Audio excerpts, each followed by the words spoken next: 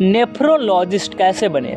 चलिए आज की इस वीडियो में यही जान लेते हैं कि नेफ्रोलॉजिस्ट कैसे बने, नेफ्रोलॉजी क्या होता है। ये नेफ्रोलॉजी आज की इस वीडियो में आपका क्लियर हो जाने वाला है। तो चलिए जानना स्टार्ट करते हैं। जैसा कि पिछले कुछ समय से देखा जा रहा है कि लोग अपने स्वास्थ्य को लेकर बहुत ही जागरूक हो रहे हैं, अतः इसे एक अच्छी बात मानी जाएगी, क्योंकि इसी की वजह से लोग खुद का ध्यान रख रहे हैं और बेहतर जीवन की तरफ तेजी से अग्रसर हो रहे हैं। यूँ तो स्वास्थ्य संबंधी प्रत्येक जानकारी होना सभी के लिए संभव नहीं है, फिर भी स्वास्थ्य की दृष्टि से कुछ विषयों की जानकारी होना जरूरी है, जिसके माध्यम से हम अपने अंतर्क्रियाओं को समझ सकें। ऐसे में आज हम आपको नेफ्रोलॉजी से जुड़ी कुछ बातों के बारे में जानकारी देंगे, जो निश्चित रूप से ही आपके लिए बहुत ही महत्वपूर्ण होने वाली है। अब चलिए हम ये जानते हैं कि नेफ्रोलॉजी क्या होता है। दरअसल नेफ्रोलॉजी एक ग्रीक भाषा का शब्द माना गया है, जिसमें नेफ्रोस और लॉजी हार्ट ठीक है शब्द का इस्तेमाल होता है, जिसका हिंदी में शाब्दिक अर्थ किडनी का अध्ययन होता है। नेफ्रोलॉजी विज्ञान की वह शाखा है जिसके माध्यम से आप अपनी किडनी या गुर्दे से संबंधित बीमारियों के बारे में जानकारी हासिल कर सकते हैं, या फिर किसी प्रकार की कमी को भी आप सही तरीके से समझ सकते हैं। कभी किसी कारणवश किडनी के आकार में भी समस्या खड़ी होती है, जिसका अध्ययन नेफ्रोलॉजी के माध्यम से किया जा सकता है। ऐसे में अगर किडनी अथवा गुर्दे में किसी भी प्रकार की समस्या आ जाती है तो फिर नेफ्रोलॉजिस्ट के माध्यम से उस समस्या को दूर किया जा सकता है। अब चलिए हम ये जानते हैं कि नेफ्रोलॉजिस्ट कौन होते हैं। दरअसल नेफ्रोलॉजिस्ट का एक ऐसे विशेषज्ञ डॉक्टर के रूप में जाने जाते हैं जो निश्चित रूप से मानव किडनी से संबंधित बीमारियों के बारे में संपूर्ण जानकारी रखते हैं, और इससे में इन्हें एक्सपर्ट माना जाता है। यह हमेशा किडनी की बीमारी, उच्च रक्तचाप, गुर्दे की विफलता, किडनी में स्टोन जैसी समस्या के बारे में गहनता से अध्ययन करते हैं, और उसके बाद इन सभी समस्याओं को दूर करने के लिए विशेष रूप से अपने कार्य की शुरुआत करते हैं। अब चलिए हम किडनी रोग का प्रकार के बारे में समझते हैं। किडनी रोग मुख्य रूप से दो प्रकार के होते हैं, जिनके लिए हम नेफ्रोलॉजिस्ट की आवश्यकता होती है, ताकि सही तरीके से उन रोग को जांच परख करते हुए आगे का इलाज किया जा सके।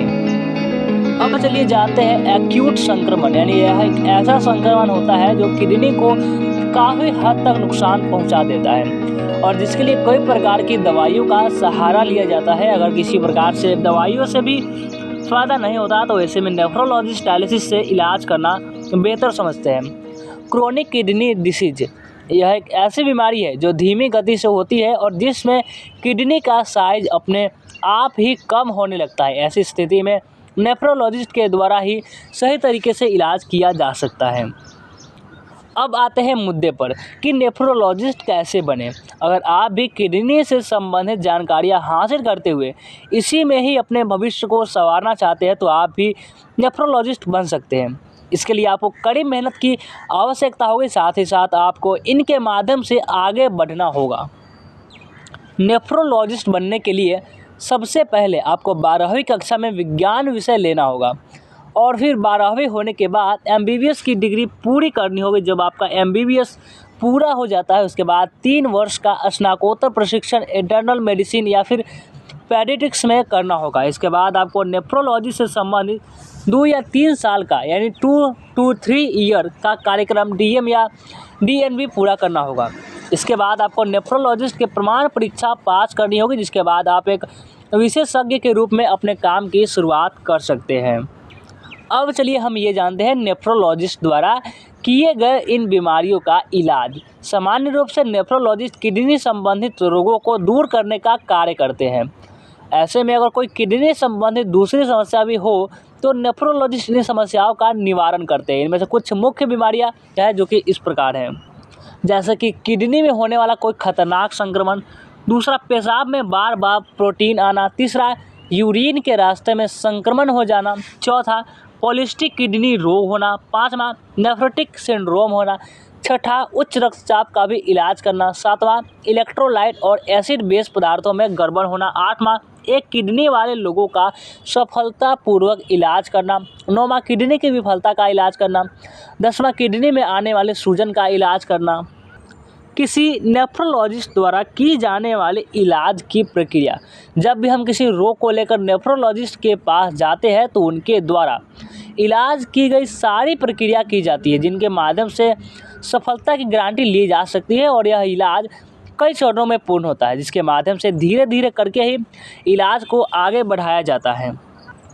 इसके माध्यम से डायलिसिस जैसी क्रियाओं को पूर्ण किया जाता है। साथ ही साथ अगर ज़रूरत पड़े तो किडनी का बायोप्सी भी कराया जाता है।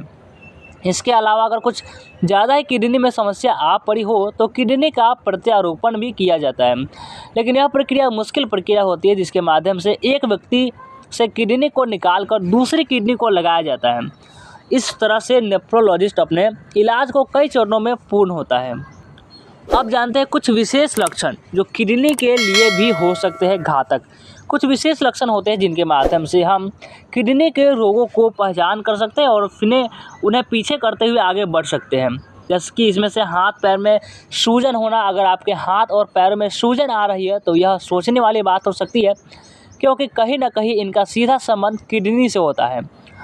ऐसे में अगर आपको भी ऐसे लक्षण दिखाई दे रहे हैं तो निश्चित रूप से ही आपको किसी अच्छे नेफ्रोलॉजिस्ट से मिलना होगा। दूसरा है शरीर में खुजली होना। हमारे शरीर में होने वाली खराबी को किडनी अपने माध्यम से दूर करती है, लेकिन अगर किडनी में किसी प्रकार की समस्या आ रही हो तो ऐसे में शरीर में लगातार खुजली होने लगती है। खुजली की वजह से ही कई दूसरे रोग होने लगते हैं जो कहीं ना कहीं हमारे लिए घातक हो सकते हैं। और तीसरा है सोचने की शक्ति कम होना। कई बार हमारे सोचने समझने की शक्ति कम होने लगती है। ऐसी स्थिति में हमें यह समझ नहीं आता कि यह समस्या क्यों खड़ी हो रही है। ऐसे में हम आपको बताते हैं कि सोचने की शक्ति कम होना भी किडनी के रोगों का कारण लक्षण हो सकता है। ऐसे में आपको ध्यान रखना आवश्यक है। चौथा, बार बार कमजोरी या चक्कर की शिकायत होना। कई बार ऐसा होता है कि बार बार हमें चक्कर और कमजोरी की शिकायत होने लगती है और ऐसी स्थिति में सही तरीके से दिमाग को ऑक्सीजन नहीं मिल पाता और फिर किडनी भी कार्य करना बंद कर देती है। ऐसे में इस लक्षण को समझते हुए नेफ्रोलॉजिस्ट को दिखाना सही सलाह मानी जाएगी। अब चलिए हम आपको बताते हैं नेफ्रोलॉजिस्ट बनने के लिए भारत के कुछ प्रमुख कॉलेजेस के बारे में। अगर आप नेफ्रोलॉजिस्ट भारत के किसी अच्छे कॉलेज से करना चाहते हैं तो हम इसमें आपको मदद कर सकते हैं। जैसे कि पहला कॉलेज है श्री वेंकटेश्वर चिकित्सा विज्ञान संस्थान तिरुपति। दूसरा कॉलेज है king Edward memorial hospital Mumbai. तीसरा है AIIMS नई दिल्ली। चौथा है नेफ्रो यूरोलॉजी संस्थान बेंगलुरु। पाँचवा सवाई मानसिंह मेडिकल कॉलेज जयपुर। छठा है Shri Aurobindo institute of medical sciences Indore. सातवां है saint Gorakhnath Sundardas medical college Mumbai. अब चलिए हम जानते हैं नेफ्रोलॉजिस्ट बनने के बाद मिलने वाले सैलरी के बारे में। अगर आपने किसी अच्छे संस्थान से अपनी डिग्री हासिल की है तो उसके बाद आप किसी प्राइवेट अस्पताल में काम करते हुए महीने का 1 लाख से लेकर 20 लाख प्राप्त कर सकते हैं। अगर आप सरकारी अस्पताल में काम करते हैं तो आपको 60,000 से 90,000 प्रति माह की सैलरी मिल सकती है। इसके अलावा सरकारी अस्पताल में काम करने का पर पेंशन मुक्त आवास और अन्य भत्ते भी दिए जाते हैं। ऐसे में अगर आपका अनुभव दिनों दिन बढ़ता जा रहा है तो बाद में आपकी सैलरी और भी ज़्यादा हो सकती है। तो कैसा लगा जानकारी कमेंट करके जरूर बताएंगे और इस वीडियो को लाइक नहीं किए तो लाइक कर देंगे और इस चैनल को सब्सक्राइब जरूर से कर लेंगे।